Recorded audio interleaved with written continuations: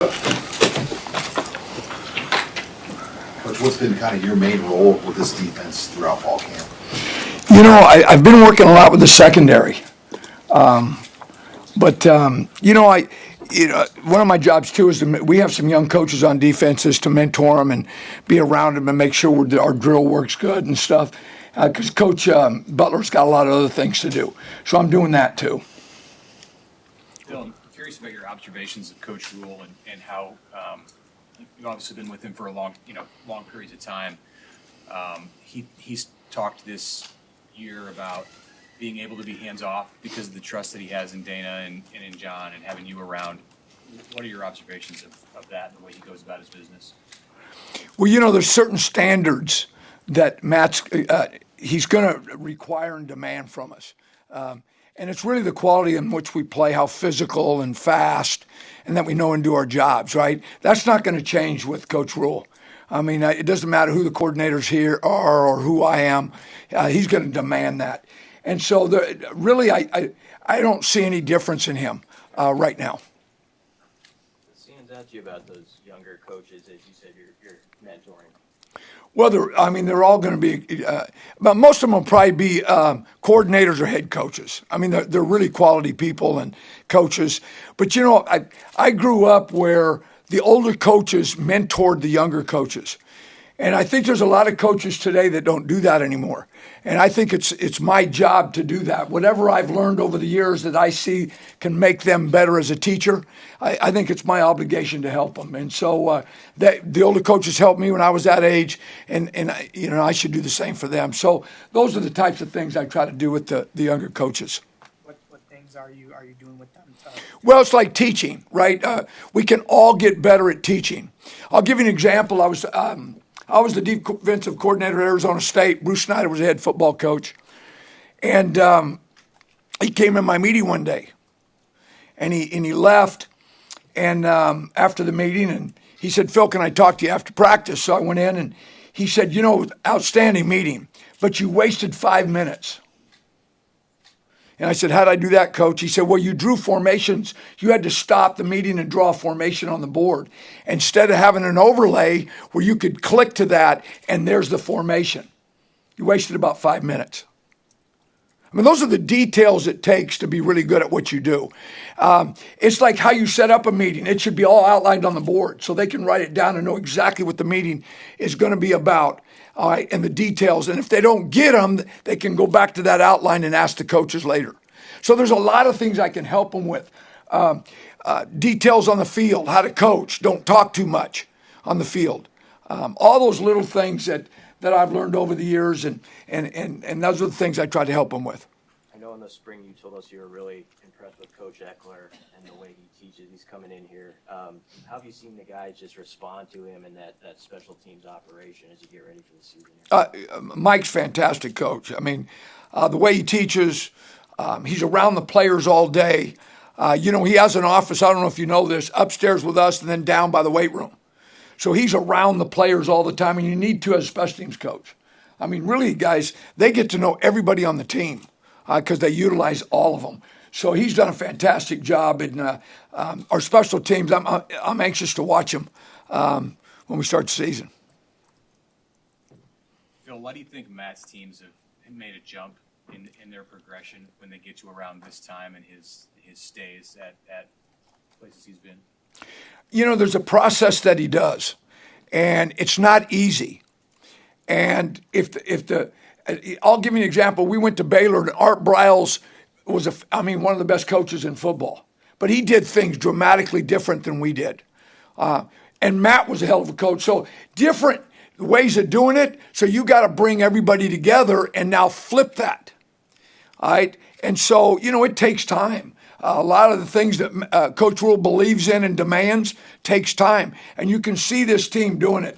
When Coach Rule, like we got on the defense the other day about not running the football, and Coach Rule came in the meeting. I mean, that they are just tied to him, to his hip. I mean, whatever he says, they're going to go out and do and believe. So that takes time.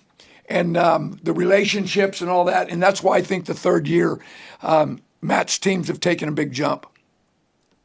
How challenging has it always been to be a good tackling team in week one of the season, and especially now with, the practices, full pads, limited more? Yeah, I think it's tough tackling anyway because you watch these young players, everything is 7-on-7, and, the mentality is not real football, right? It's all this other stuff when they're younger. So just to get players to tackle anyway is tough. But like you said, the first ball game, what you'll notice is missed tackles, all right, turnovers, and special teams, big plays on special teams. Those are the three areas that normally determine the first game. So you're right. And we've been doing a lot of tackling, especially with pads on. When you want to tell guys, hey, here's a guy you should watch tackle, who on this team is tackling well right now? Well, okay, I would tell you this, that the veteran players run better angles and they fit better. They just understand football better. But guys, everybody in this room, if you played football, you're going to have a loaf and you're going to turn down a hit at some point. We're all human beings, right? But what we're trying to do is eliminate all those. And so if the players, all right, if it's coming from the players about the physicality of this game and the effort, not from the coaches, but the players take ownership, then you get all that as good as it can be. But guys, there's always going to be somebody turn down a hit or a missed tackle, right? But if we're flying to the football and you miss a tackle, all right, there's 2 or 3 other guys standing there. So those are the goals right now. Curious what you've seen from Coach Braden and what he's been doing with this defensive line. Well, I love Terry. Terry's got a lot of energy, and he's got the toughest job on our staff because Rule's the D-line guy. So, Matt comes in, but I think Terry and Coach Rule are getting along real well, and I see progress in every one of those young guys because, guys, we're really young at D-line. And we have a lot of players with 3 and 4 more years that are going to be really good players here. So Terry's doing a great job. Going off that, speak to the benefit of then being able to kind of craft those players the way you want them, that Terry's able to do. What's so hard about college football today is, look out, guys, our secondary, the veterans in our secondary, do you know this is their 4th DB coach? And that's college football now. Players are leaving, and so are coaches. So, I don't know what coach is going to be here next year or what player is going to be here. That's the world we're living in.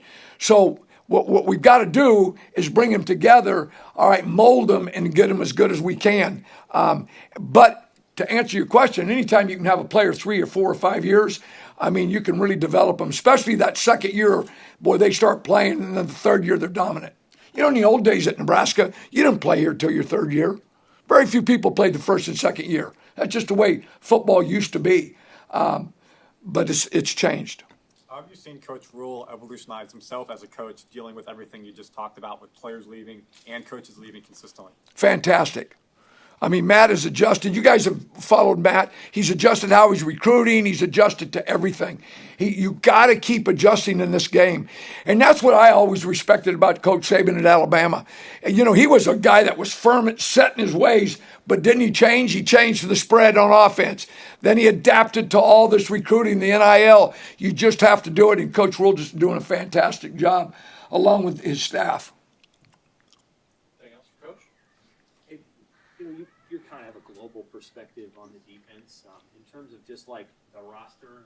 It's young, but just its athletic components. What do you see and like about the athleticism and the size and the speed of the roster?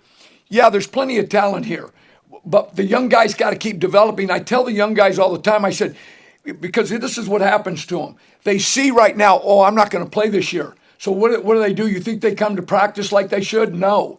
So it's my job to get them to come and work every single day. So when it is their turn next year, they're ready. Otherwise, you're going to lose all that development over the next 6 months. So we just got to keep developing, and that's Coach Rule's philosophy. Get really good athletes, develop them, keep them, and you have a player 3 or 4 years, you got a pretty doggone good player. How have you seen just John Butler kind of embrace this transition to defensive coordinator here and the guys buying into him in that role? Oh, Coach Butler's really bright. He's tough. He's competitive. It's like anything else, though. He's been in the league the last 8 years, right? So there's always adjusting, and he's adjusting all the time, too. He's doing a fantastic job. Anything else?